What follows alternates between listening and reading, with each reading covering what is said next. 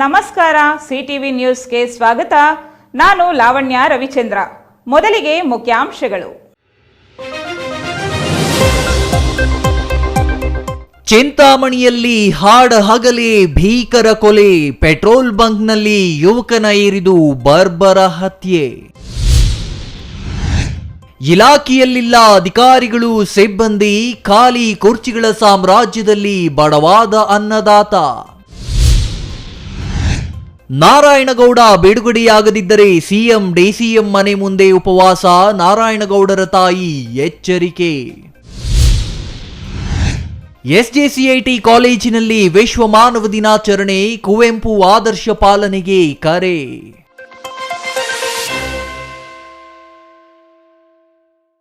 ವಾರ್ತೆಗಳ ವಿವರ. ಹಾಡ ಹಗಲಿನಲ್ಲೇ ಯುವಕನೊಬ್ಬನನ್ನು RR ಬಾರ್ ಕ್ಯಾಷಿಯರ್ ಚಾಕುವಿನಿಂದ ಇರಿದು ಬರ್ಬರವಾಗಿ ಕೊಲೆ ಮಾಡಿರುವ ಘಟನೆ ಚಿಂತಾಮಣಿ RR ಬಾರ್ ಸಮೀಪದ HP ಪೆಟ್ರೋಲ್ ಬಂಕ್ನಲ್ಲಿ ನಡೆದಿದೆ.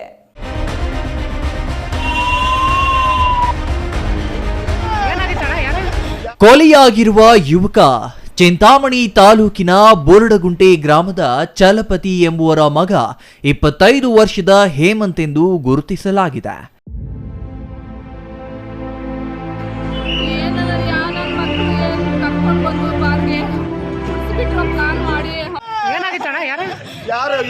ಕಲೆಕ್ಟ್ ಆಗಿ ರೋಗಿಯನ್ನು ಮಾಡ್ತಿರೋ ಕೆಲಸ ಇದು. ಕ್ಯಾಶಿಯರ್ RR ಬಾರ್ ಇಲ್ವಾ, ರವಿ ಮಾಡ್ತಿರೋ ಕೆಲಸ, ರವಿ ಮಾಡ್ತಿರೋ ಕೆಲಸ ಇದು. ಕೊಲೆ ಮಾಡಿದ ಯುವಕ RR ಬಾರ್ ಕ್ಯಾಷಿಯರ್ ರವಿ ಎಂದು ಪೊಲೀಸರು ತಿಳಿಸಿದ್ದಾರೆ. ಶುಕ್ರವಾರ ಮಧ್ಯಾಹ್ನ 2:30 ಸಮಯದಲ್ಲಿ RR ಬಾರ್ ಬಳಿ ಇರುವ ಪೆಟ್ರೋಲ್ ಬಂಕ್ ಕೊಠಡಿಗೆ ಬಂದ bar cashier Ravi petrol bunk ಕೊಠಡಿಯಲ್ಲಿ ಮಲಗಿದ್ದ ಹೇಮಂತ್ ಬಳಿ ಬಂದು ಕುಡಿದ ಅಮಲಿನಲ್ಲಿ ಗಲಾಟೆ ಮಾಡಿದ್ದಾನೆ ಎನ್ನಲಾಗಿದೆ. ಗಲಾಟೆ ವಿಕೋಪಕ್ಕೆ ತಿರುಗಿ ಬಾರ್ ಕ್ಯಾಷಿಯರ್ ರವಿ ಹೇಮಂತ್ನನ್ನ ಚಾಕುವಿನಿಂದ ಇರಿದು ಬರ್ಬರವಾಗಿ ಕೊಲೆ ಮಾಡಿ ಪರಾರಿಯಾಗಿ ನಂತರ ಚಿಂತಾಮಣಿ ನಗರ ಪೊಲೀಸ್ ಠಾಣೆಗೆ ತೆರಳಿ ಶರಣಾಗಿದ್ದಾನೆ. ಕೊಲೆಯಾದ ಯುವಕ ಹೇಮಂತ್ ಕೆಲ ದಿನಗಳ ಹಿಂದೆ ಇದೇ HP ಪೆಟ್ರೋಲ್ ಬಂಕ್ನಲ್ಲಿ ಕೆಲಸ ಮಾಡುತ್ತಿದ್ದನೆಂದು ತಿಳಿದು ಬಂದಿದ್ದು, ಕೊಲೆಗೆ ಕಾರಣ ಇನ್ನೂ ತಿಳಿದು ಬಂದಿಲ್ಲ. ಘಟನಾ ಸ್ಥಳಕ್ಕೆ ಡಿವೈಎಸ್ಪಿ ಮುರಳೀಧರ್, ನಗರ ಠಾಣೆ ಸಿಐ ರಂಗಸ್ವಾಮಯ್ಯ ಮತ್ತು ಸಿಬ್ಬಂದಿ ಭೇಟಿ ನೀಡಿ ಸ್ಥಳ ಪರಿಶೀಲನೆ ನಡೆಸಿದ್ದಾರೆ. Pavan, CTV news, Chintamani.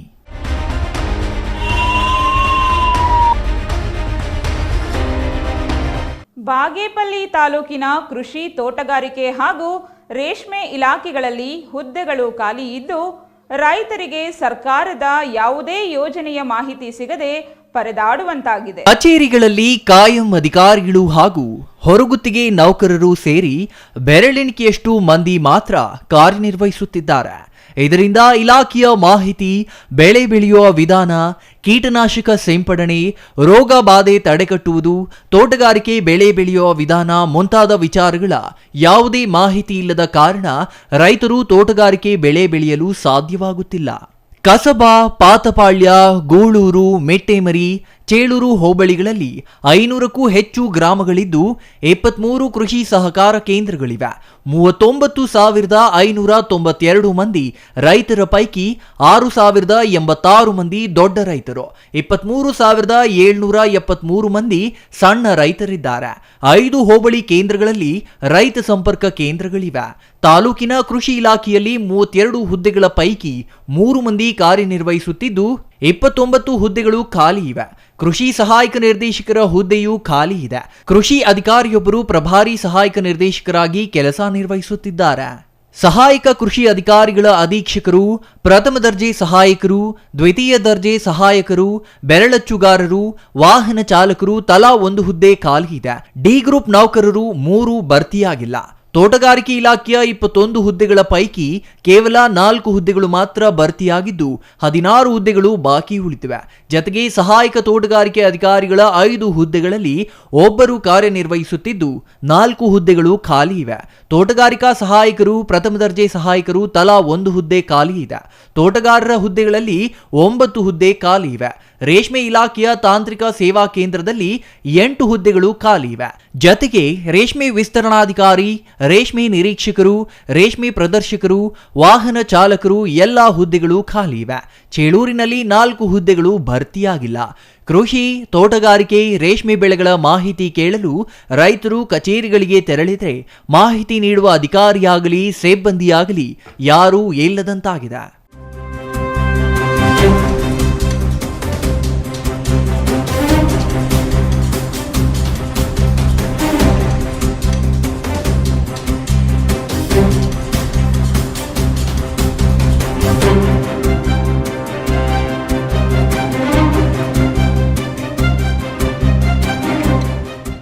ಇಲಾಖೆ ಬಗ್ಗೆ ಮಾಹಿತಿ ನೀಡಲು ಕರ್ನಾಟಕ ರಾಜ್ಯದಲ್ಲಿ ಬಾಗೇಪಲ್ಲಿ ತಾಲೂಕು, ಚಿಕ್ಕಬಳ್ಳಾಪುರ ಜಿಲ್ಲೆ ಹಿಂದುಳಿದ ತಾಲೂಕಾಗಿದೆ. ಆದರೆ ಇಲಾಖೆಗಳಲ್ಲಿ ಕೃಷಿ ಇಲಾಖೆ ಇದೆ, ರೇಷ್ಮೆ ಇಲಾಖೆ ಇದೆ, ತೋಟಗಾರಿಕೆ ಇಲಾಖೆ ಇದೆ. ಇಲಾಖೆಗಳಲ್ಲಿ ಕೆಲಸ ಮಾಡೋದು ಕನಿಷ್ಠ ಅಂದರೆ 1% ಇಬ್ಬರು ಇದ್ದಾರೆ, ಇಲ್ಲಾಂದರೆ ಒಬ್ಬೊಬ್ಬರು ಇದ್ದಾರೆ. ಕಾಯಂ ಗುತ್ತಿಗೆ ಆಧಾರದ ಮೇಲೆ ತಗೊಂಡಿರೋರು ಕೆಲಸ ಮಾಡಲು ಹಿಂದೆ ಬೀಳ್ತಾ ಇದ್ದಾರೆ. ಯಾಕೆ ನಮ್ಮ ಜಿಲ್ಲೆ ಹಿಂದುಳಿದ ತಾಲೂಕಾಗಿದ್ದರಿಂದ ರೈತರು ಕಷ್ಟಪಟ್ಟು ರೈತರು ಮಾಹಿತಿ ತಗೋಬೇಕಾದ್ರೆ ಏನೇ ಒಂದು ಮಾಹಿತಿ ನೀಡಲು ಕನಿಷ್ಠ ಪಕ್ಷ ಅಧಿಕಾರಿಗಳಿಲ್ಲ. ಏನೇನು ಸೌಲಭ್ಯಗಳು ಸಿಗ್ತಾ ಇದೆ, ಏನು ಹೆಂಗೆ ಅಂತ ಯಾರನ್ನು ಕೇಳಬೇಕು. ಒಂದು RSK ಕೇಂದ್ರಕ್ಕೆ ಹೋದರೆ ಕನಿಷ್ಠ ಏನು ಸೌಲಭ್ಯ ಬರ್ತಾ ಇದೆ, ಏನು ಕೊಡ್ತಾ ಇದ್ದಾರೆ, ಸರ್ಕಾರದಿಂದ ಏನು ಬರ್ತಾ ಇದೆ ಅನ್ನುವ ಮಾಹಿತಿನೂ ರೈತರಿಗೆ ಗೊತ್ತಾಗ್ತಾ ಇಲ್ಲ. ಪಿಎಂ ಕಿಸಾನ್ ಬೆಳೆ ನಷ್ಟ ಪರಿಹಾರ, ಬೆಳೆ ವಿಮೆ, ಸಹಾಯಧನ, ಕೃಷಿ ಯಂತ್ರೋಪಕರಣಗಳ ಬಳಕೆ, ಹನಿ, ತುಂತುರು ನೀರಾವರಿ, ಕೀಟಬಾಧೆ ಸೇರಿದಂತೆ ಇತರೆ ಮಾಹಿತಿ ಪಡೆಯಲು ರೈತರು ಕಚೇರಿಗಳಿಗೆ ವಾರಾನುಗಟ್ಟಲೆ ಸುತ್ತಾಡುವಂತಾಗಿದೆ. ಒಂದು ಕಡೆ ರೈತರಿಗೆ ಮುಖ್ಯವಾಗಿ ಕೃಷಿ ಇಲಾಖೆ, ರೇಷ್ಮೆ ಇಲಾಖೆ, ತೋಟಗಾರಿಕೆ ಇಲಾಖೆಗಳ ಕೇಂದ್ರ ಕಚೇರಿಗಳೇ ಈ ಪರಿಸ್ಥಿತಿಯಾದರೆ, ಮತ್ತೊಂದು ಕಡೆ ಹೋಬಳಿಯ ರೈತ ಸಂಪರ್ಕ ಕೇಂದ್ರಗಳು ಬಿಕೋ ಎನ್ನುತ್ತಿವೆ. ಈಗ ಬಾಗೇಪಲ್ಲಿ ತಾಲೂಕಿನಲ್ಲಿ ಇರ್ತಕ್ಕಂಥ ಪರಿಸ್ಥಿತಿ ಏನಿದೆ ಅಂತಂತ ಹೇಳಿದರೆ, ಕೃಷಿ ಇಲಾಖೆಯಲ್ಲಿ ಸುಮಾರು 29 ಜನನ 30 ಜನ ಇರಬೇಕಾಗಿತ್ತು. ಇಬ್ಬರು ಇದ್ದಾರೆ ಅಲ್ಲಿ ಕೆಲಸ ಮಾಡೋರು. ರೈತರಿಗೆ ಯಾವ ರೀತಿ ಕೆಲಸ ಮಾಡಿಕೊಡ್ತಾರೆ ಇಬ್ಬರು. ಒಂದು NOC ಬೇಕಂತಂದರೆ 1 ವಾರ ಟೈಮ್ ತಗೊಳ್ತಾರೆ. ಯಾವುದರಲ್ಲಿ? Agriculture department. ಅದೇ ರೀತಿಯಲ್ಲಿ ಸಿರಿಕಲ್ಚರು ಮತ್ತು ಜೊತೆಗೆ ತೋಟಗಾರಿಕೆ ಇಲಾಖೆಯಲ್ಲಿ ಅಲ್ಲಿನದು ಒಬ್ಬರು ಪರ್ಮನೆಂಟ್ ಎಂಪ್ಲಾಯಿಗಳು ಇಲ್ಲ. ಈಗ ಅಗ್ರಿಕಲ್ಚರ್ ಆಫೀಸಲ್ಲಿ ಇರ್ತಕ್ಕಂಥ ADA ಚಿಕ್ಕಬಳ್ಳಾಪುರ ನೋಡಬೇಕು, ಮಂಡಿಕಲ್ ನೋಡಬೇಕು, ಬಾಗೇಪಲ್ಲಿ ನೋಡಬೇಕು. 3 ಜಾಗದಲ್ಲಿ 1 ವಾರದಲ್ಲಿ ಕೆಲಸ ಮಾಡಬೇಕು. ಆಮೇಲೆ NOC ಸೈನ್ ಹಾಕೋಬೇಕಂತಂದರೆ ಅರ್ಜಿ ಕೊಟ್ಟು 1 ವಾರ ಆದ್ರೂ NOC ಸಿಗ್ತಾ ಇಲ್ಲ. ಕೃಷಿಕರಿಗೆ ಕೃಷಿ, ತೋಟಗಾರಿಕೆ, ರೇಷ್ಮೆ ಇಲಾಖೆಯವರು ರೈತರಿಗೆ ಮಾಹಿತಿ ನೀಡಬೇಕು.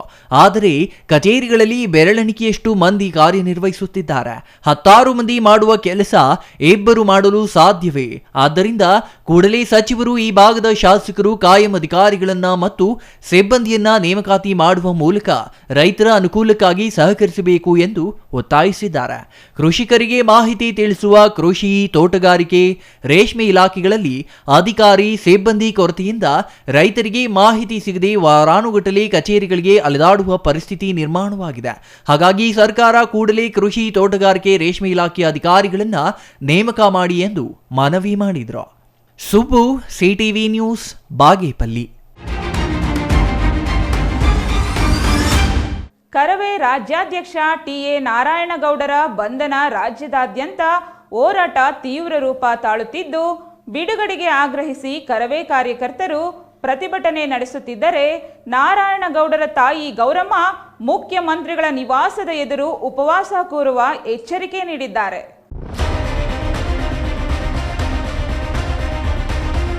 ಹೌದು, ಪರಭಾಷಾ ನಾಮಫಲಕ ವಿರೋಧಿಸಿ ಕರವೆಯಿಂದ ಹಮ್ಮಿಕೊಂಡಿದ್ದ ಪ್ರತಿಭಟನೆ ವೇಳೆ ಕಾನೂನು ಸುವ್ಯವಸ್ಥೆಗೆ ಭಂಗ ತಂದ ಆರೋಪದ ಮೇಲೆ ರಾಜ್ಯಾಧ್ಯಕ್ಷ ನಾರಾಯಣಗೌಡ ಸೇರಿ ಹಲವು ಕರವೇ ಕಾರ್ಯಕರ್ತರನ್ನ ಬಂಧಿಸಲಾಗಿದೆ. ಇದರಿಂದ ನ್ಯಾಯಾಲಯ 14 ದಿನಗಳ ನ್ಯಾಯಾಂಗ ಬಂಧನಕ್ಕೆ ಒಪ್ಪಿಸಿದೆ. ಕನ್ನಡಪರ ಹೋರಾಟಗಾರರನ್ನ ಜೈಲಿಗೆ ಕಳುಹಿಸಿದ ಕ್ರಮ ಖಂಡಿಸಿ ರಾಜ್ಯದಾದ್ಯಂತ ಆಕ್ರೋಶ ಭುಗಿಲೆದ್ದಿದೆ. ಈ ನಡುವೆ TA ನಾರಾಯಣಗೌಡರ ತಾಯಿ ಗೌರಮ್ಮ ರಾಜ್ಯ ಸರ್ಕಾರಕ್ಕೆ ಎಚ್ಚರಿಕೆ ನೀಡಿದ್ದು, ಸರ್ಕಾರ ಕೂಡಲೇ ನಾರಾಯಣಗೌಡರನ್ನ ಬಂಧನದಿಂದ ಬಿಡುಗಡೆ ಮಾಡದಿದ್ದರೆ ಮುಖ್ಯಮಂತ್ರಿ ಸಿದ್ದರಾಮಯ್ಯ, ಉಪಮುಖ್ಯಮಂತ್ರಿ DK ಶಿವಕುಮಾರ್ ಅವರ ಮನೆಯ ಮುಂದೆ ಉಪವಾಸ ಸತ್ಯಾಗ್ರಹ ಮಾಡುತ್ತಾ ಪ್ರಾಣ ಬಿಡುವುದಾಗಿ ಹೇಳಿದ್ದಾರೆ. ನಾರಾಯಣಗೌಡರು ಕನ್ನಡ ಭಾಷೆಗೆ, ಕನ್ನಡ ನಾಡಿಗೆ ಹೋರಾಟ ಮಾಡುವುದೇ ತಪ್ಪ? ಅವನನ್ನ ಕರೆದುಕೊಂಡು ಹೋಗಿ ಬಂಧನದಲ್ಲಿ ಇಟ್ಟಿದ್ದೀರಾ? ನಾಚಿಕೆ ಮಾನ ಮರ್ಯಾದೆ ಇಲ್ಲದ ಸರ್ಕಾರ ಇದು ಎಂದು ರಾಜ್ಯ ಸರ್ಕಾರದ ವಿರುದ್ಧ ಕಿಡಿಕಾರಿದ್ದಾರೆ. ಶನಿವಾರದವರೆಗೂ ಕಾಯುತ್ತೇನೆ, ನಂತರ ನೋಡಿ ಏನೇ ಆದರೂ ಅದಕ್ಕೆ ಸರ್ಕಾರವೇ ಹೊಣೆ.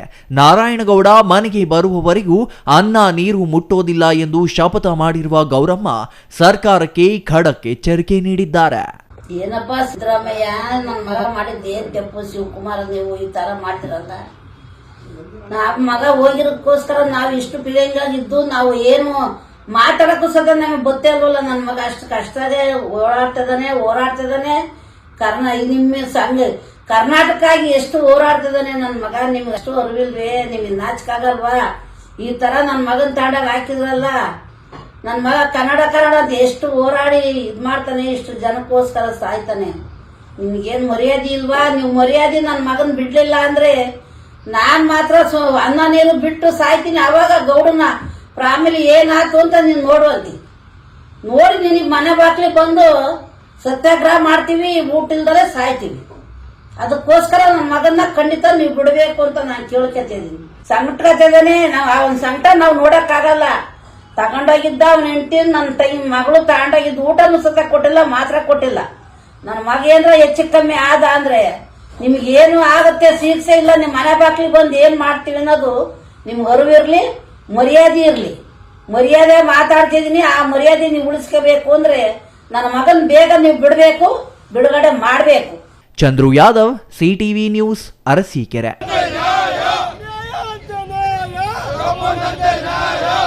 ಚಿಕ್ಕಬಳ್ಳಾಪುರ ಹೊರವಲಯದ ಎಸ್ಜೆಸಿಐಟಿ ಕ್ಯಾಂಪಸ್ನಲ್ಲಿ ರಾಷ್ಟ್ರಕವಿ ಕುವೆಂಪುರವರ 119ನೇ ಜನ್ಮ ದಿನಾಚರಣೆ ಮತ್ತು ಕನ್ನಡ ರಾಜ್ಯೋತ್ಸವವನ್ನು ಅದ್ದೂರಿಯಾಗಿ ಆಚರಿಸಲಾಯಿತು.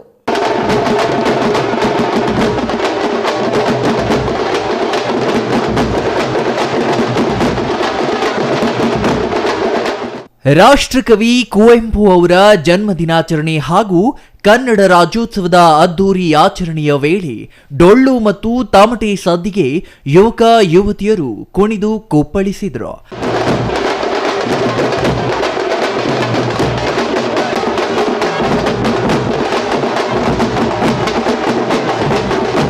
ಕಾಲೇಜಿನ ಹೆಬ್ಬಾಗಿಲಿನಿಂದ ಎಲ್ಲಾ ವಿದ್ಯಾರ್ಥಿನಿಯರು ಕನ್ನಡದ ಬಾವುಟ ಹಿಡಿದು ಡೊಳ್ಳು ಮತ್ತು ತಮಟೆ ಸದ್ದಿಗೆ ರಸ್ತೆಯ ಉದ್ದಕ್ಕೂ ಕುಣಿದು ಚಿಕ್ಕಬಳ್ಳಾಪುರ ಶಾಖಾ ಮಠದ ಮುಖ್ಯಸ್ಥ ಮಂಗಳನಾಥ ಸ್ವಾಮೀಜಿ ಹಾಗೂ ಅತಿಥಿಗಳನ್ನ ಆಡಿಟೋರಿಯಂಗೆ ಸ್ವಾಗತಿಸಿದರು. ಈ ವೇಳೆ ಮಾತನಾಡಿದ ಮಂಗಳನಾಥ ಸ್ವಾಮೀಜಿ, ಕುವೆಂಪು ಅವರು ಬರೆದ ಕೆಲ ಕವನಗಳ ಬಗ್ಗೆ ವಿದ್ಯಾರ್ಥಿಗಳಿಗೆ ತಿಳಿಸಿದರು. ಕುವೆಂಪು ಬಗ್ಗೆ ಒಳ್ಳೆ ಹಾಡನ್ನು ಹಾಡೋದು ನನಗೊಂದು 4 ಸಾಲ ಯಾವತ್ತೂ ನಾನು ಇಷ್ಟಪಡ್ತೇನೆ. ಸತ್ತಂತಿಹರನ್ನು ಪಡೆಯುತ್ತಿರಿಸು, ಕಚ್ಚಾಡುವವನು ಕೂಡಿಸಿ ಒಲಿಸು, ಹೊಟ್ಟೆಯ ಕಿಚ್ಚಿಗೆ ಕಣ್ಣೀರು ಸುರಿಸು, ಒಟ್ಟಿಗೆ ಬಾಳುವ ತೆರದಲ್ಲಿ ಹರಿಸು ಅಂತಕ್ಕಂಥದ್ದನ್ನು ನಾನು ತುಂಬ ಇಷ್ಟಪಡ್ತಕ್ಕಂಥ ಒಂದು ಸಾಲು. ಅದು ಬಿಟ್ಟರೆ ನನಗೆ ಕುವೆಂಪು ಅವ್ರದ್ದು ಓರನ್ನ ಚೇತನ ಆಗುನಿಯ ನಿಕೇತನ, ರೂಪಗಳನ್ನು ದಾಟಿ ನಾಮ ಕೋಟಿಗಳನ್ನು ಮೀಟಿ ಆಗುನಿ ನಿರ್ದಿಗಂತವಾಗುವಂತಕ್ಕಂಥ, ಅಂದರೆ ಈ ನಾಮರೂಪಾತ್ಮಕ ಪ್ರಪಂಚ ಮಿಥ್ಯಾ ಅಂತಕ್ಕಂಥದ್ದನ್ನ ಕುವೆಂಪು ಅವರು ಒಂದು ಆಧ್ಯಾತ್ಮಿಕವಾಗಿಯೂ ಕೂಡ ಇದ್ರು ಅಂತಕ್ಕಂಥ ನನಗೆ ಅರಿವಾಗುತ್ತೆ. ಅವರ ಇನ್ನೊಂದು ಮಾತು ನನಗೆ ತುಂಬ ಇಷ್ಟ ಆಗ್ತಕ್ಕಂಥದ್ದು, ಹುಟ್ಟದ ಎಲ್ಲರೂ ಕೂಡ ವಿಶ್ವಮಾನವರಾಗಿರ್ತಾರೆ, ಬೆಳೀತಾ ಅಲ್ಪ ಮಾನವರಾಗ್ತಾರೆ. ಅಂದ್ರೆ ಹುಟ್ಟಿದ ಎಲ್ಲರೂ ಕೂಡ, ಹುಟ್ಟಿದ ಮಗುವಿಗೆ ವಿಶಾಲ ಪ್ರಜ್ಞೆ, ವಿಶ್ವ ಪ್ರಜ್ಞೆ ಇರುತ್ತೆ. ಬೆಳೀತಾ ನಾವೆಲ್ಲೋ ಒಂದ್ ಕಡೆ ಅಲ್ಪಮತಿಗಳಾಗ್ತೇವೆ ಅಂತಕ್ಕಂಥ ಒಂದು ಭಾವನೆ ಇಟ್ಕೊಂಡು ವಿಶ್ವ ನಾವು ಆಗೋದು ಕೂಡ ಹಾಗೆ. ಕಲಾವಿದರಾದ ಮುಖವೀಣೆ ಆಂಜಿನಪ್ಪ ತಮ್ಮ ಪ್ರತಿಭೆ ಪ್ರದರ್ಶಿಸಿ ಎಲ್ಲಾ ವಿದ್ಯಾರ್ಥಿಗಳ ಗಮನ ಸೆಳೆದರು.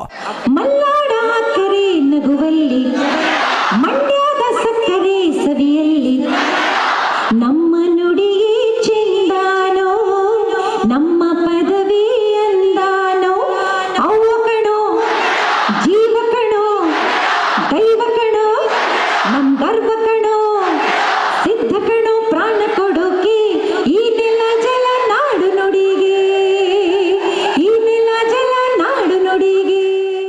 ತಮಟೆ ಕಲಾವಿದ ಪದ್ಮಶ್ರೀ ಡಾಕ್ಟರ್ ಮುನಿ ವೆಂಕಟಪ್ಪ ತಮಟೆಯ ಪ್ರತಿಭೆ ತೋರಿದ್ರು.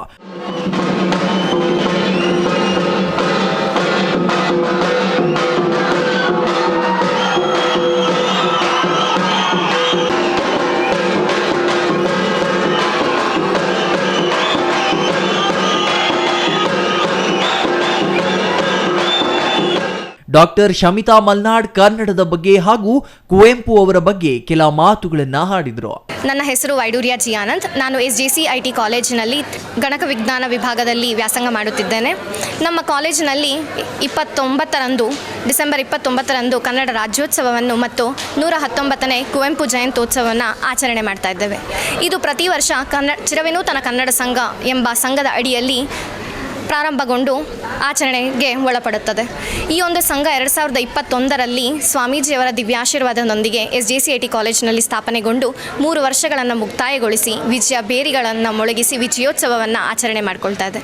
ನಾವು ನವೆಂಬರ್ ಕನ್ನಡಿಗರಲ್ಲ ಎಂಬ ಘೋಷಣೆಯನ್ನು ಅಡಿಯಾಗಿ ಇಡಿಸಿಕೊಂಡು ನಾವು ವರ್ಷದ ಎಲ್ಲ ತಿಂಗಳುಗಳಲ್ಲೂ ಕೂಡ ಕನ್ನಡ ರಾಜ್ಯೋತ್ಸವವನ್ನು ಆಚರಣೆ ಮಾಡ್ತೀವಿ. ಹಾಗಾಗಿಯೇ ಕುವೆಂಪು ಅವರ ಜಯಂತಿ ಜೊತೆಗೆ ಕನ್ನಡ ರಾಜ್ಯೋತ್ಸವವನ್ನು ಮಾಡಿ ಕುವೆಂಪು ರಾಜ್ಯೋತ್ಸವವನ್ನು ಈ ದಿನ ನಾವು ಆಚರಣೆ ಮಾಡ್ತಾ ಇದ್ದೀವಿ. ಕನ್ನಡ ನಾಡು, ನುಡಿ, ಭಾಷೆ, ಜಲ, ಉಡುಗೆ ತೊಡುಗೆ, ಸಂಪ್ರದಾಯ ಎಲ್ಲವನ್ನು ನಾವು ಈ ಒಂದು ಆಚರಣೆಯ ಜೊತೆಗೆ ಕಾರ್ಯಕ್ರಮದಲ್ಲಿ ಮೇಳೈಸುವಂತೆ ಎಲ್ಲ ನೃತ್ಯ, ಕಲೆ, ಹಲವಾರು ಪ್ರದರ್ಶನಗಳನ್ನು ಮಾಡ್ತೇವೆ. ಧನ್ಯವಾದಗಳು. Jangalahalli Ashwath, CTV news, Chikkaballapur.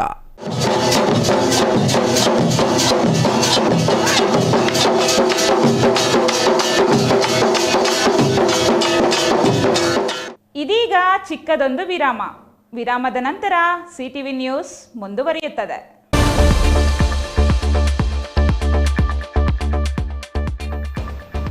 ನೀವು ಪತ್ರಕರ್ತರಾಗಬೇಕೇ? ಎಲ್ಲಿದೆ ಸುವರ್ಣಾವಕಾಶ. ಬೆಂಗಳೂರು ಮತ್ತು ಬೆಂಗಳೂರು ಗ್ರಾಮಾಂತರ, ತುಮಕೂರು, ಕೋಲಾರ, ಬಂಗಾರಪೇಟೆ, KGF, ಶ್ರೀನಿವಾಸಪುರ ಮತ್ತು ಮುಳಬಾಗಿಲು ತಾಲೂಕುಗಳ ಯುವಕರು ಸಂಪರ್ಕಿಸಬಹುದು. ಅಶ್ವತ್ಥ ನಾರಾಯಣ L 9535611141.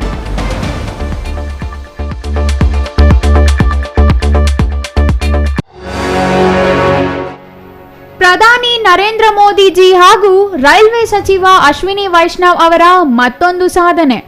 ಪ್ರತಿನಿತ್ಯ ಚಿಕ್ಕಬಳ್ಳಾಪುರದಿಂದ ಬೆಂಗಳೂರಿಗೆ ಹೊರಡುವ ರೈಲುಗಳ ವೇಳಾಪಟ್ಟಿ. ಮುಂಜಾನೆ 5:10, ಬೆಳಗ್ಗೆ 8:35, ಬೆಳಗ್ಗೆ 10:10, ಸಂಜೆ 4 ಗಂಟೆ ಮತ್ತು ಸಂಜೆ 6:10. ರೈಲ್ವೆ ಪ್ರಯಾಣಿಕರ ಸೌಲಭ್ಯ ಸಮಿತಿ ಸದಸ್ಯ ಡಾಕ್ಟರ್ GV ಮಂಜುನಾಥ್ ಅವರ ಮನವಿಯ ಫಲವಾಗಿ ಹೆಚ್ಚುವರಿ ರೈಲು. ಹೆಚ್ಚಿನ ಸಂಖ್ಯೆಯಲ್ಲಿ ರೈಲು ಪ್ರಯಾಣ ಮಾಡುವುದರಿಂದ ಇನ್ನಷ್ಟು ರೈಲು ಮಾರ್ಗ ವಿಸ್ತರಣೆಗೆ ಸಹಕಾರಿ.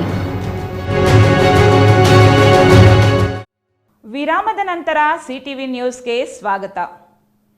ದೇವನಹಳ್ಳಿಯ ಕೆಂಪೇಗೌಡ ಅಂತಾರಾಷ್ಟ್ರೀಯ ವಿಮಾನ ನಿಲ್ದಾಣದ ಟರ್ಮಿನಲ್ 2ರ ಬೇಸ್ಮೆಂಟ್ನಲ್ಲಿ ಹೈಟೆಕ್ ಬಸ್ ನಿಲ್ದಾಣಕ್ಕೆ ಸಾರಿಗೆ ಸಚಿವ ರಾಮಲಿಂಗಾರೆಡ್ಡಿ ಮತ್ತು ಉಸ್ತುವಾರಿ ಸಚಿವ KH ಮುನಿಯಪ್ಪ ಚಾಲನೆ ನೀಡಿದ್ದಾರೆ.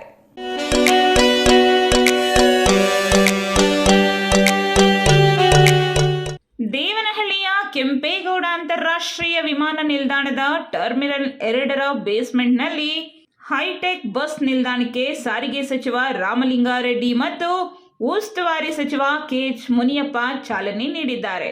BMTC, ವಾಯುವಜ್ರ ಹಾಗೂ KSRTCಯ ಫ್ಲೈ ಬಸ್ ನಿಲ್ದಾಣ ಇದಾಗಿದ್ದು VIP ಲಾಂಜ್, AC ಲಾಂಜ್, ಶೌಚಾಲಯ, ಸಹಾಯವಾಣಿ ಕೇಂದ್ರ ಸೇರಿದಂತೆ ಅತ್ಯಾಧುನಿಕ ಸೌಲಭ್ಯ ಹೊಂದಿರುವ ನಿಲ್ದಾಣ ಇದಾಗಿದೆ.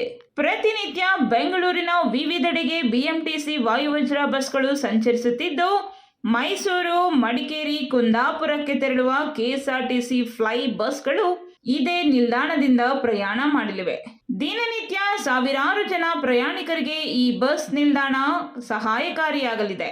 ಗಾರ್ಡನ್ ಟರ್ಮಿನಲ್ನಂತೆ ವಿಶೇಷತೆಯುಳ್ಳ ನಿಲ್ದಾಣ ಇದಾಗಿದ್ದು ಹೆಚ್ಚಿನ ಪ್ರಯಾಣಿಕರಿಗೆ ಅನುಕೂಲವಾಗಲಿದೆ. Satish Kumar, CTV news, Devanahalli.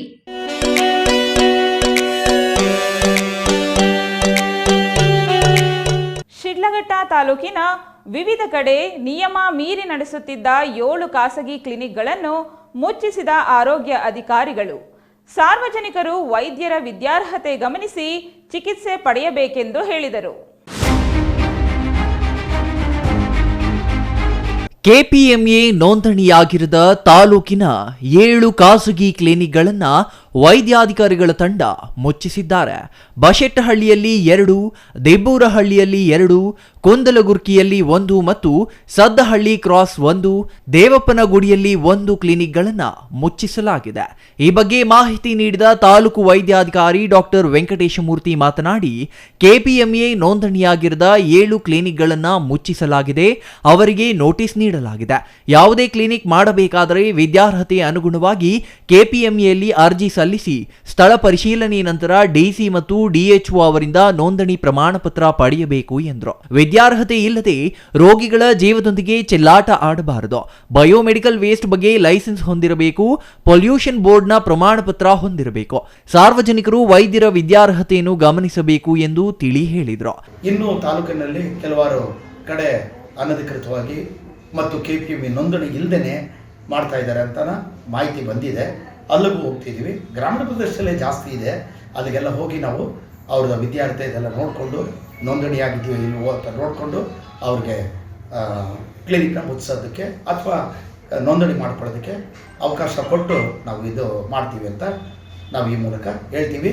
ಯಾರೇ ಆಗಿರಲಿ, ಸಾರ್ವಜನಿಕರು ಅಷ್ಟೇ ಕ್ಲಿನಿಕ್ಗಳಿಗೆ ಹೋಗೋಕ್ಕಿಂತ ಮುಂಚೆ ಅವರು ಯಾವುದರಲ್ಲಿ ಪರಿಣಿತರಾಗಿದ್ದಾರೆ, ಹೆಂಗಿದ್ದಾರೆ ಅಂತ ಬಿಟ್ಟು ನೋಡಿಕೊಂಡು ಹೋಗಲಿಕ್ಕೆ ಪ್ರಾರ್ಥನೆಯನ್ನು ಮಾಡ್ತೀನಿ ನಾನು.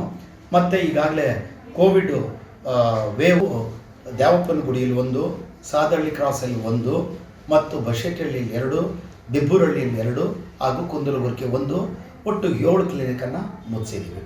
ಅದರಲ್ಲಿ 3 ಜನ ಈಗಾಗಲೇ ನಮ್ಮ ಹತ್ರ ದಾಖಲೆಗಳಿದ್ದಾವೆ. ನಾವು ನೋಂದಣಿಸಿ ಮಾಡ್ಕೊಳ್ಳೋಕ್ಕೆ ಕ್ರಮ ಕೈಗೊಳ್ತಾ ಇದ್ದೀವಿ ಅಂತ ಬಿಟ್ಟು ದೂರವಾಣಿ ಮೂಲಕ ಹೇಳಿದ್ರು. ಸರಿ ಆಯಿತು, ನೀವೆಲ್ಲ ಹಾಕಿ ಅಂತ ಹೇಳಿದಿರಿ.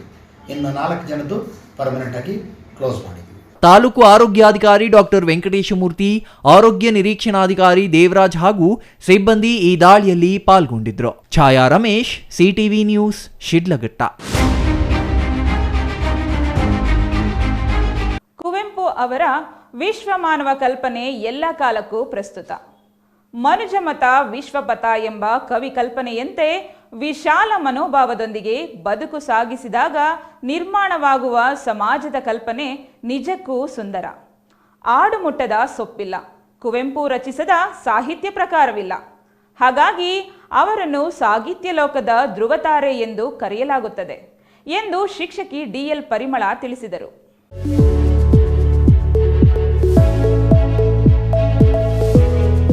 ಕುವೆಂಪು ಅವರ ವಿಶ್ವ ಮಾನವ ಕಲ್ಪನೆ ಎಲ್ಲ ಕಾಲಕ್ಕೂ ಪ್ರಸ್ತುತ. ಮನುಜಮತ ವಿಶ್ವಪಥ ಎಂಬ ಕವಿ ಕಲ್ಪನೆಯಂತೆ ವಿಶಾಲ ಮನೋಭಾವದೊಂದಿಗೆ ಬದುಕು ಸಾಗಿಸಿದಾಗ ನಿರ್ಮಾಣವಾಗುವ ಸಮಾಜದ ಕಲ್ಪನೆ ನಿಜಕ್ಕೂ ಸುಂದರ.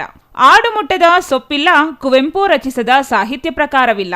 ಹಾಗಾಗಿ ಕುವೆಂಪು ಅವರನ್ನು ಸಾಹಿತ್ಯ ಲೋಕದ ಧ್ರುವತಾರೆ ಎಂದು ಕರೆಯಲಾಗುತ್ತದೆ ಎಂದು ಶಿಕ್ಷಕಿ ಡಿಎಲ್ ಪರಿಮಳ ತಿಳಿಸಿದರು. ರಾಷ್ಟ್ರಕವಿ ಕುವೆಂಪು ಜನ್ಮ ದಿನಾಚರಣೆ ಪ್ರಯುಕ್ತ ಗುಡಿಬಂಡೆ ತಾಲೂಕು ಕಚೇರಿ ಸಭಾಂಗಣದಲ್ಲಿ ಹಮ್ಮಿಕೊಂಡಿದ್ದ ವಿಶ್ವ ಮಾನವ ದಿನಾಚರಣೆ ಉದ್ಘಾಟಿಸಿ ಮಾತನಾಡಿದ ಅವರು, ಕನ್ನಡ ನಾಡಲ್ಲಿ ಕನ್ನಡಕ್ಕೆ ಪ್ರಥಮ ಮತ್ತು ಪೂಜ್ಯ ಸ್ಥಾನ ಸಿಗಲಿ ಎಂದ ಮಹಾನ್ ಚೇತನ, ನಾಡಿನ ಮೊದಲ ಜ್ಞಾನಪೀಠ ಪ್ರಶಸ್ತಿ ಪುರಸ್ಕೃತ ಕುವೆಂಪು ಅವರ ಜನ್ಮದಿನವನ್ನು ವಿಶ್ವ ಮಾನವ ದಿನವಾಗಿ ಆಚರಿಸಲಾಗುತ್ತದೆ ಎಂದರು. ಅವರ ತಾಯಿ ಒಂದು ಕಿಟಕಿಯ ಬಳಿ ಟೇಬಲ್ ಮತ್ತೆ ಚೇರ್ ಹಾಕಿ ಅವರಿಗೆ ಓದ್ಕೊಳ್ಳೋದಕ್ಕೆ ಒಳ್ಳೆ ವಾತಾವರಣ ಕಾಣಿಸ್ಬೇಕು ನನ್ನ ಮಗನಿಗೆ. ಆರೋಗ್ಯವಾದಂತಹ ಪರಿಸರವನ್ನು ನೋಡಿಕೊಂಡು ಅವನ ಮನಸ್ಸು ಸಹ ಅಷ್ಟೇ ಆರೋಗ್ಯಯುತವಾಗಿ ಬೆಳಿಬೇಕು ಅನ್ನೋ ಒಂದು ಮಹದಾಸೆಯಿಂದ ಕಿಟಕಿಯ ಬಳಿ ಅವನಿಗೆ ಒಂದು ಚೇರ್ ಮತ್ತೆ ಟೇಬಲ್ ಅನ್ನ ಕೂರಿಸಿ ಮಗುವಿಗೆ ವಿದ್ಯಾಭ್ಯಾಸಕ್ಕೆ ಅನುವು ಮಾಡಿಬಿಟ್ರು. ಆ ಕುವೆಂಪುರವರ ಪ್ರಕೃತಿಯ ಸೌಂದರ್ಯವನ್ನು ಸವಿತಾ ಸವಿತಾ ಸವಿತಾ ತಮ್ಮನ್ನ ತಾವೇ ಕಾವ್ಯಾತ್ಮ ಲೋಕದಲ್ಲಿ ತೊಡಗಿಸ್ಕೊಂಡು ಆ ಒಂದು ಕಾವ್ಯ ಲೋಕಕ್ಕೆ ಪದಾರ್ಪಣೆ ಮಾಡ್ತಾರೆ. ಅದನ್ನ ಅವರ ಟೀಚರ್ಗೆ ತೋರಿಸಿದಾಗ ಅವ್ರು ಹೇಳ್ತಾರೆ. ಇನ್ನು ಈ ಕಾರ್ಯಕ್ರಮದಲ್ಲಿ ಬಿಯುಒ ಮುನೇಗೌಡ, ಮಂಜುನಾಥ್ ರೆಡ್ಡಿ ಮಾತನಾಡಿದರು. ವೇಣುಗೋಪಾಲ್, ಇಸಿಒ ಚಂದ್ರಶೇಖರ್, ಪಶು ಇಲಾಖೆಯ ರವೀಂದ್ರ ಹಾಜರಿದ್ದರು. ಬೊಮ್ಮಗಾನಹಳ್ಳಿ ಮೋಹನ್ ಕುಮಾರ್, ಸಿಟಿವಿ ನ್ಯೂಸ್, ಗುಡಿಬಂಡೆ.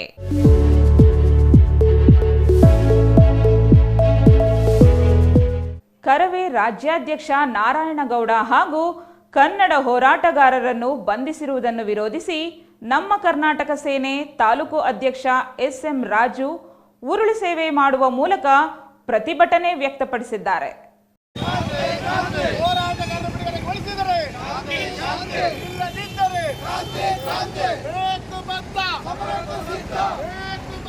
ಕರವೇ ರಾಜ್ಯಾಧ್ಯಕ್ಷ ಟಿ.ಎ. ನಾರಾಯಣಗೌಡರನ್ನು ಕೂಡಲೇ ಬಂಧನದಿಂದ ಬಿಡುಗಡೆ ಮಾಡಿಸುವಂತೆ ಒತ್ತಾಯಿಸಿ ನಮ್ಮ ಕರ್ನಾಟಕ ಸೇನೆ ರಾಜ್ಯ ಉಪಾಧ್ಯಕ್ಷ ಚಾಕನಹಳ್ಳಿ ನಾಗರಾಜ್ ನೇತೃತ್ವದಲ್ಲಿ ಕಾರ್ಯಕರ್ತರು ಪ್ರತಿಭಟನೆ ನಡೆಸಿದರು.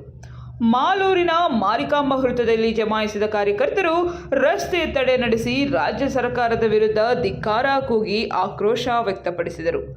ನಂತರ ಪ್ರತಿಭಟನಾಕಾರರನ್ನು ಉದ್ದೇಶಿಸಿ ಮಾತನಾಡಿದ ರಾಜ್ಯ ಉಪಾಧ್ಯಕ್ಷ ಚಾಕನಹಳ್ಳಿ ನಾಗರಾಜ್, ನಿನ್ನೆ ಬೆಂಗಳೂರಿನಲ್ಲಿ ನಡೆದ ಅಂಗಡಿ ಮುಂಗಟ್ಟುಗಳ ಮುಂಭಾಗದಲ್ಲಿ ಕನ್ನಡದಲ್ಲಿ ನಾಮಫಲಕ ಹಾಕಿಸುವಂತೆ ಸಾವಿರಾರು ಕರವೇ ಕಾರ್ಯಕರ್ತರೊಂದಿಗೆ ನಾರಾಯಣಗೌಡರ ಸಮ್ಮುಖದಲ್ಲಿ ಪ್ರತಿಭಟನೆ ನಡೆಸಿದರು.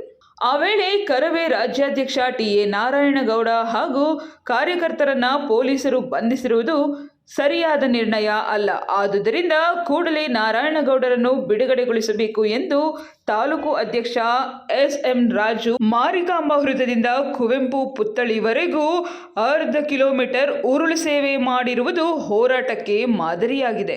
ಕೂಡಲೇ ಹೋರಾಟಗಾರರನ್ನು ಬಿಡುಗಡೆಗೊಳಿಸಬೇಕು, ಇಲ್ಲವಾದರೆ ನಮ್ಮ ಕರ್ನಾಟಕ ಸೇನೆ ಕಾರ್ಯಕರ್ತರಿಂದ ರಾಜ್ಯದಾದ್ಯಂತ ಉಗ್ರ ಹೋರಾಟ ಮಾಡುವುದಾಗಿ ಸರ್ಕಾರಕ್ಕೆ ಎಚ್ಚರಿಕೆ ನೀಡಿದರು. ಹಿರಿಯ ಹೋರಾಟಗಾರ, ಕನ್ನಡ ನೆಲ ಜಲ ಭಾಷೆಗಾಗಿ ಸುಮಾರು 20 ವರ್ಷಗಳಿಂದ ನಮ್ಮ ಕನ್ನಡ ಭಾಷೆಯ ಪರವಾಗಿ ಹೋರಾಟಗಾರ ಮಾಡ್ಕೊಂಡಂಥ ನಮ್ಮ ಸರ್ಕಾರ, ಕರ್ನಾಟಕ ಸರ್ಕಾರ ಕನ್ನಡ ನಾಮಫಲಕಗಳ ಆದೇಶವನ್ನು ಹೊರಡಿಸಿದರು. ಅದರ ಪಾಲನೆಯಂತೆ ಕನ್ನಡ ಪರವಾಗಿ ಕನ್ನಡ ಭಾಷೆಯಂತೆ ಅದನ್ನು ಮುಂದುವರಿಸಲು ಸೂಚಿಸಿದಾಗ ನಮ್ಮ ಕರ್ನಾಟಕ ಸರ್ಕಾರ ಹಿರಿಯ ಹೋರಾಟಗಾರ ನಾರಾಯಣಗೌಡರನ್ನು ಬಂಧಿಸಿದ್ದಾರೆ. ಕೂಡಲೇ ಅವರನ್ನು ಬಿಡುಗಡೆಗೊಳಿಸಬೇಕು. ಕನ್ನಡ ಪರ ಭಾಷೆಗಾಗಿ ನೆಲಕ್ಕಾಗಿ ಧಕ್ಕೆ ಬಂದಾಗ ನಾವು ಕನ್ನಡ ಪರ ಎಲ್ಲ ಒಕ್ಕೂಟದ ಹೋರಾಟಗಾರರು ಒಂದೇ ಅಂತೇಳಿ ನಾವು ಈ ಮೂಲಕವಾಗಿ ತಿಳಿಸುತ್ತೇವೆ. ಈ ಕೂಡಲೇ ಹಿರಿಯ ಹೋರಾಟಗಾರನನ್ನು ನಾರಾಯಣಗೌಡರನ್ನು ಬಿಡುಗಡೆಗೊಳಿಸಿದರೆ ನಮ್ಮ ಇಡೀ ರಾಜ್ಯಾದ್ಯಂತ ಮುಂದಿನ ದಿನಗಳಲ್ಲಿ ಉಗ್ರವಾದ ಹೋರಾಟವನ್ನು ಮಾಡಲು ನಾವು ಈ ಒಂದು ಸಂದೇಶವನ್ನು ಸರ್ಕಾರಕ್ಕೆ ಕೊಡ್ತಾ ಇದ್ದೇವೆ. ಇನ್ನು ಈ ಸಂದರ್ಭದಲ್ಲಿ ದಲಿತ ನಾಗರಿಕ ಸಮಿತಿ ರಾಜ್ಯಾಧ್ಯಕ್ಷ ಕೋಡೂರು ಗೋಪಾಲ್, ರಾಜ್ಯ ಉಪಾಧ್ಯಕ್ಷ ಚಾಕನಹಳ್ಳಿ ನಾಗರಾಜ್, ಕಸಾಪ ಅಧ್ಯಕ್ಷ ಹನುಮಂತಪ್ಪ, ಜಗದೀಶ್, ಆಟೋ ಶ್ರೀನಿವಾಸ್, ಅಂಜಿ ಕನ್ನಡಿಗ, ಗೋಪಾಲ್, ಚೆನ್ನಕೃಷ್ಣ, ಮಂಜುನಾಥಗೌಡ, ನಾಗಯ್ಯ ಮತ್ತಿತರರು ಹಾಜರಿದ್ದರು. MP Prakash, CTV news, Malur.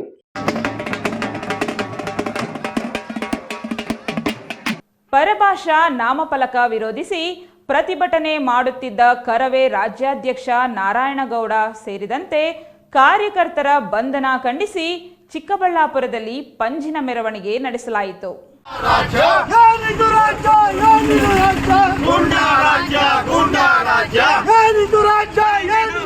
Chikkaballapur ನಗರದ ಬಿಬಿ ರಸ್ತೆಯ ಒಕ್ಕಲಿಗರ ಕಲ್ಯಾಣ ಮಂಟಪದಿಂದ ಶಿಡ್ಲಘಟ್ಟ ವೃತ್ತದವರೆಗೆ ಪಂಜಿನ ಮೆರವಣಿಗೆ ನಡೆಸಿದ ಕರವೇ ಕಾರ್ಯಕರ್ತರು ರಾಜ್ಯ ಸರ್ಕಾರದ ವಿರುದ್ಧ ಘೋಷಣೆ ಕೂಗಿ ಆಕ್ರೋಶ ವ್ಯಕ್ತಪಡಿಸಿದರು. ಕನ್ನಡ ಪರ ಹೋರಾಟ ಮಾಡಿದ ನಾರಾಯಣಗೌಡರನ್ನ ಕೂಡಲೇ ಬಿಡುಗಡೆ ಮಾಡಬೇಕು ಎಂದು ಪ್ರತಿಭಟನಾಕಾರರು ಆಗ್ರಹಿಸಿದರು.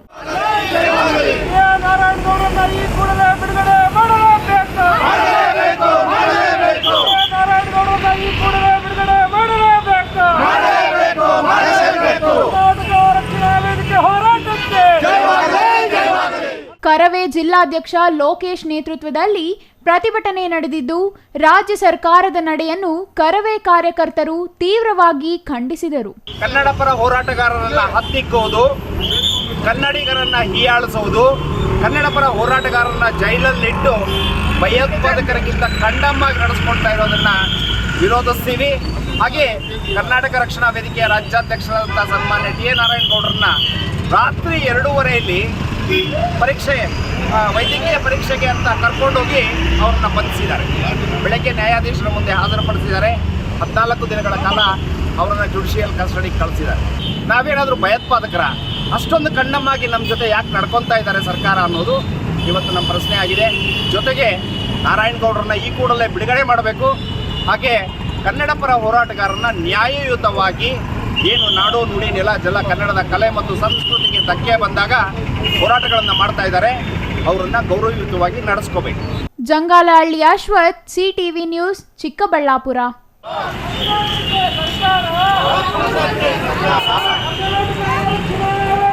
ಮಕ್ಕಳಲ್ಲಿ ಸೇವಾ ಮನೋಭಾವ ಹಾಗೂ ದೇಶಭಕ್ತಿ ಮೂಡಿಸುವಲ್ಲಿ ಭಾರತ ಸೇವಾದಳ ಪ್ರಮುಖ ಪಾತ್ರ ವಹಿಸುತ್ತದೆ ಎಂದು ಭಾರತ ಸೇವಾದಳ ಜಿಲ್ಲಾ ಘಟಕದ ಅಧ್ಯಕ್ಷ ಜಿ ಲಕ್ಷ್ಮೀಪತಿ ತಿಳಿಸಿದರು.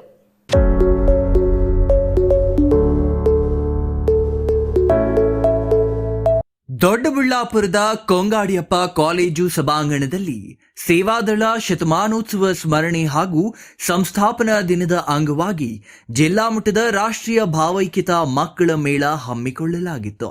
ಈ ವೇಳೆ ಮಾತನಾಡಿದ ಅವರು, ಸ್ವಾತಂತ್ರ್ಯ ಸಂಗ್ರಾಮದ ಸಮಯದಲ್ಲಿ ಹಾವೇರಿ ಜಿಲ್ಲೆಯ ನಾರಾಯಣರಾವ್ ಹರ್ಡೇಕರ್ ಅವರಿಂದ ಸ್ಥಾಪಿತವಾದ ಸಂಘಟನೆ ಮಕ್ಕಳಲ್ಲಿ ಸೇವಾ ಮನೋಭಾವ ಮತ್ತು ದೇಶಪ್ರೇಮ ಬೆಳೆಸಲು ಸಹಕಾರಿಯಾಗಿದೆ ಎಂದು ತಿಳಿಸಿದರು. ಶಾಲೆಗೊಂದು ಸೇವಾದಳ ತೆರೆಯಲು ಸಿದ್ಧತೆ ಮಾಡಿಕೊಳ್ಳಲಾಗಿದೆ. ಈ ಕುರಿತು ಜಿಲ್ಲಾ ಶಿಕ್ಷಣ ಇಲಾಖೆ ಉಪನಿರ್ದೇಶಕರು ಬಿಇಒಗಳಿಗೆ ಮನವಿ ಸಲ್ಲಿಸಲಾಗಿದೆ. ಜಿಲ್ಲಾ ಕಚೇರಿ ತೆರೆಯಲು ಕ್ರಮ ವಹಿಸಲಾಗಿದೆ. ಮುಂದಿನ ವರ್ಷ ರಾಜ್ಯ ಮಟ್ಟದ ಕಾರ್ಯಕ್ರಮವನ್ನ ಜಿಲ್ಲೆಯಲ್ಲಿ ಹಮ್ಮಿಕೊಳ್ಳಲಾಗುವುದು ಎಂದರು. ಭಾರತ ಸೇವಾದಳ ವಿದ್ಯಾರ್ಥಿಗಳಲ್ಲಿ ಶಿಸ್ತು, ಸಂಯಮ, ದೇಶಭಕ್ತಿ, ಜಾತ್ಯತೀತ ಮನೋಭಾವನೆ, ದೇಶಾಭಿಮಾನದ ಸಂಸ್ಕಾರ, ನಿಸ್ವಾರ್ಥ ಸೇವಾ ಗುಣಗಳನ್ನು ಮೂಡಿಸುತ್ತದೆ. ವಿದ್ಯಾರ್ಥಿಗಳ ಉಜ್ವಲ ಭವಿಷ್ಯಕ್ಕೆ ಭಾರತ ಸೇವಾದಳ ಅವಶ್ಯಕ ಎಂದರು. ನಮ್ಮ ಕಾಲೇಜಲ್ಲಿ ಎಲ್ಲಾ ಘಟಕ ಇದೆ. NSS ಇದೆ, NCC ಇದೆ, ಸೇವಾದಳ ಇದೆ, ರೆಡ್ ಕ್ರಾಸ್ ಇದೆ. ನಾವು ರಿಕ್ವೆಸ್ಟ್ ಮಾಡಿಕೊಂಡು ನೋಂದಣಿ ಆಗೋ ಹಾಗೆ ಮಾಡಿದೆ. ಈ ವರ್ಷ ಪ್ರಾರಂಭದಲ್ಲೇ ಮಾಡೀವಿ. ನಮ್ಮ ಸಮಾಜದಲ್ಲಿ ಎರಡು ವರ್ಗದ ಜನ ಇರ್ತಾರೆ. ಅವ್ರಿಗಾಗಿ ಬದುಕೋರು, ಬೇರೆಯವ್ರಿಗಾಗಿ 10% ಜನ ಮಾತ್ರ ಇದ್ದಾರೆ. ಆ ತರ ನಮ್ಮ ಕೊಂಗಾಡಿಯಪ್ಪನವರ ಸೇವಾ ಮನೋಭಾವನೆಯನ್ನ ನಾವು ಕೊಂಗಾಡಿಯಪ್ಪನವರು ಈ ಕುರುಬರಳ್ಳಿ ರಸ್ತೆಯಲ್ಲಿರುವಂತ ಬಹುತೇಕ ಮರಗಳು ಎಮ್ಮರಗಳಾಗಿ ಬೆಳ್ಕೊಂಡಿವೆ. ಆ ಕೊಂಗಾಡಿಯಪ್ಪನವರೇ.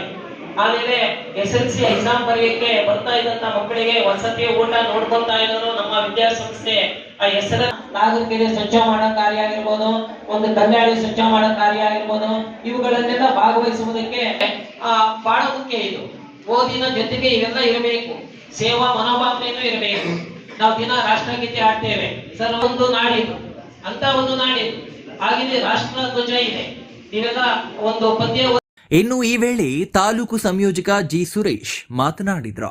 Mahesh, CTV news, Doddaballapur. ಇದೀಗ ಚಿಕ್ಕದೊಂದು ವಿರಾಮ. ವಿರಾಮದ ನಂತರ ಸಿಟಿವಿ ನ್ಯೂಸ್ ಮುಂದುವರಿಯುತ್ತದೆ.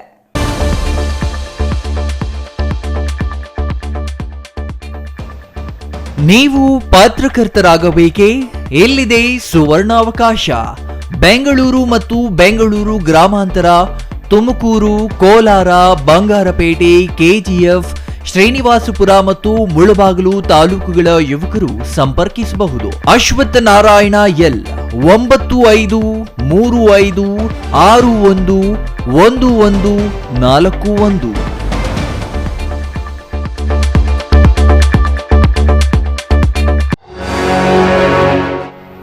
ಪ್ರಧಾನಿ ನರೇಂದ್ರ ಮೋದಿಜಿ ಹಾಗೂ ರೈಲ್ವೆ ಸಚಿವ ಅಶ್ವಿನಿ ವೈಷ್ಣವ್ ಅವರ ಮತ್ತೊಂದು ಸಾಧನೆ. ಪ್ರತಿನಿತ್ಯ ಚಿಕ್ಕಬಳ್ಳಾಪುರದಿಂದ ಬೆಂಗಳೂರಿಗೆ ಹೊರಡುವ ರೈಲುಗಳ ವೇಳಾಪಟ್ಟಿ. ಮುಂಜಾನೆ 5:10, ಬೆಳಗ್ಗೆ 8:35, ಬೆಳಗ್ಗೆ 10:10, ಸಂಜೆ 4 ಗಂಟೆ ಮತ್ತು ಸಂಜೆ 6:10.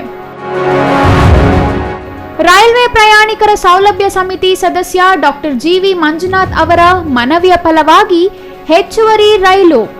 ಹೆಚ್ಚಿನ ಸಂಖ್ಯೆಯಲ್ಲಿ ರೈಲು ಪ್ರಯಾಣ ಮಾಡುವುದರಿಂದ ಇನ್ನಷ್ಟು ರೈಲು ಮಾರ್ಗ ವಿಸ್ತರಣೆಗೆ ಸಹಕಾರಿ.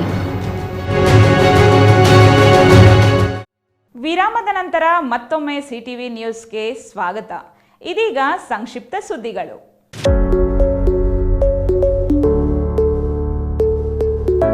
ಮಸಣದಲ್ಲಿ ಕೆಲಸ ಮಾಡುತ್ತಿರುವ ಕಾರ್ಮಿಕರಲ್ಲಿ 45 ವರ್ಷ ದಾಟಿದವರಿಗೆ ತಿಂಗಳ ಸಹಾಯಧನ ಅಥವಾ ಪಿಂಚಣಿಯಾಗಿ ಕನಿಷ್ಠ 3,000 ನೀಡಬೇಕು ಎಂದು ಆಗ್ರಹಿಸಿ ನಲ್ಲಪ್ಪರೆಡ್ಡಿಪಲ್ಲಿ ಗ್ರಾಮ ಪಂಚಾಯಿತಿ ಮುಂದೆ ಮಸಣ ಕಾರ್ಮಿಕರು ಹಾಗೂ ತಮಟೆ ಕಲಾವಿದರು ಇಂದು ಪ್ರತಿಭಟನೆ ನಡೆಸಿದರು.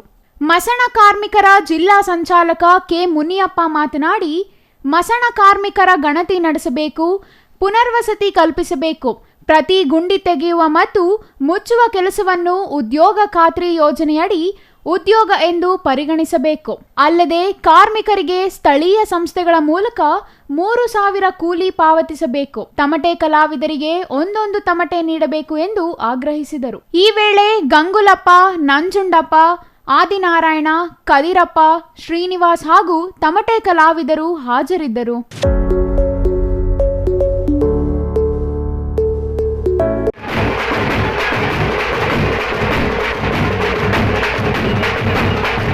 ನಂಜನಗೂಡಿನ ಭಾರ್ಗವಿ ಚಿತ್ರಮಂದಿರದಲ್ಲಿ ಇಂದು ಬೆಳಗಿನ ಚಿತ್ರ ಪ್ರದರ್ಶನದಲ್ಲಿ ಕಾಟೇರ ಚಿತ್ರಕ್ಕೆ ಪ್ರೇಕ್ಷಕರಿಂದ ಉತ್ತಮ ಪ್ರತಿಕ್ರಿಯೆ ವ್ಯಕ್ತವಾಗಿದೆ.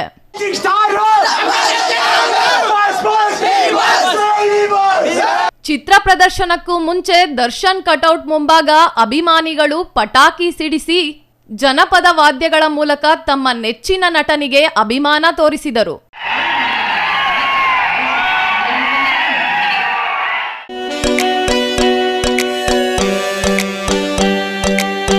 ಕಾಂಗ್ರೆಸ್ ಹಾಗೂ ಪಕ್ಷದ ನಾಯಕರು ಭಾರತ ದೇಶಕ್ಕೆ ನೀಡಿದ ಕೊಡುಗೆ ಅಪಾರ. ಇಂತಹ ಪಕ್ಷ ಉತ್ತಮ ದಿಕ್ಕಿಗೆ ಮುನ್ನಡೆಸುತ್ತಿರುವ ಎಐಸಿಸಿ ಅಧ್ಯಕ್ಷ ಮಲ್ಲಿಕಾರ್ಜುನ ಖರ್ಗೆ ಅವರೇ ಮುಂದಿನ ಪ್ರಧಾನಿಯಾಗುವುದು ಖಚಿತ ಎಂದು ಮಾಜಿ ಸಚಿವ ರಾಜಶೇಖರ ಪಾಟೀಲ ಹೇಳಿದರು. ಬೀದರ್ ಗೃಹ ಕಚೇರಿಯಲ್ಲಿ ನಡೆದ ರಾಷ್ಟ್ರೀಯ ಕಾಂಗ್ರೆಸ್ ಸಂಸ್ಥಾಪನಾ ದಿನಾಚರಣೆಯಲ್ಲಿ ಮಾತನಾಡಿದ ಅವರು, ದೇಶ ಬದಲಾವಣೆ ಬಯಸುತ್ತದೆ.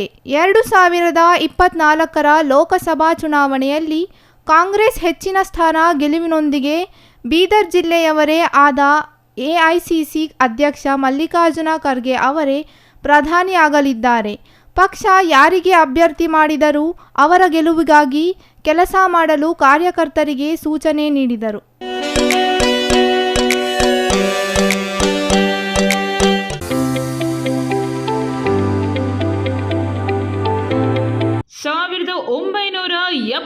ದಶಕದ ಗ್ರಾಮದ ಸನ್ನಿವೇಶವನ್ನಿಟ್ಟುಕೊಂಡು ಕನ್ನಡ ಸಿನಿಮಾ ವೀಕ್ಷಕರ ನಾಡಿಮಿಡಿತ ಅರಿತು ತರುಣ್ ಸುಧೀರ್ ಅವರು ಅತ್ಯುತ್ತಮವಾಗಿ ಸಿನಿಮಾ ನಿರ್ದೇಶನ ಮಾಡಿದ್ದಾರೆ ಎಂದು ಡಿ-ಬಾಸ್ ಅಭಿಮಾನಿ ಬಳಗದ ಕಿರಣ್ ಹೇಳಿದರು. ವಿಜಯಪುರದ ಸಂಗಮೇಶ್ವರ ಟಾಕೀಸ್ ಮುಂಭಾಗ ಅದ್ದೂರಿ ಸಿನಿಮಾಗೆ ಘೋಷಣೆಗಳನ್ನು ಕೂಗಿದರು. ಡಿ-ಬಾಸ್ ಅಭಿಮಾನಿಯ ಗೋಕರೆ ಸತೀಶ್ ಮಾತನಾಡಿದರು.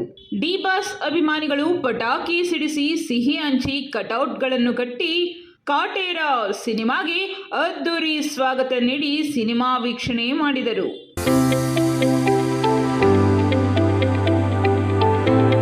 ಕೊನೆಯದಾಗಿ ಮತ್ತೊಮ್ಮೆ ಮುಖ್ಯಾಂಶಗಳು. ಚಿಂತಾಮಣಿಯಲ್ಲಿ ಹಾಡಹಗಲೇ ಭೀಕರ ಕೊಲೆ, ಪೆಟ್ರೋಲ್ ಬಂಕ್ನಲ್ಲಿ ಯುವಕನ ಏರಿದು ಬರ್ಬರ ಹತ್ಯೆ. ಇಲಾಖೆಯಲ್ಲಿಲ್ಲ ಅಧಿಕಾರಿಗಳು ಸಿಬ್ಬಂದಿ, ಖಾಲಿ ಕುರ್ಚಿಗಳ ಸಾಮ್ರಾಜ್ಯದಲ್ಲಿ ಬಡವಾದ ಅನ್ನದಾತ. ನಾರಾಯಣಗೌಡ ಬಿಡುಗಡೆಯಾಗದಿದ್ದರೆ ಸಿಎಂ ಡಿಸಿಎಂ ಮನೆ ಮುಂದೆ ಉಪವಾಸ, ನಾರಾಯಣಗೌಡರ ತಾಯಿ ಎಚ್ಚರಿಕೆ. ಎಸ್ಜೆಸಿಐಟಿ ಕಾಲೇಜಿನಲ್ಲಿ ವಿಶ್ವ ಮಾನವ ದಿನಾಚರಣೆ, ಕುವೆಂಪು ಆದರ್ಶ ಪಾಲನೆಗೆ ಕರೆ.